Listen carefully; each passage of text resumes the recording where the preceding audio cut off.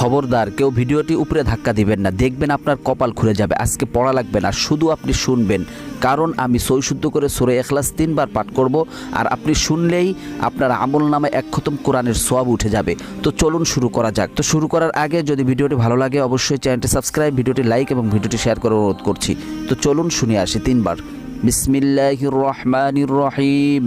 قل هو الله أحد الله الصمد لم يلد ولم يولد ولم يكن له كفوا أحد بسم الله الرحمن الرحيم قل هو الله أحد الله الصمد لم يلد ولم يولد ولم يكن له كفوا أحد بسم الله الرحمن الرحيم قل هو الله أحد الله الصمد لم يلد ولم يولد ولم يكن له كفوا أحد।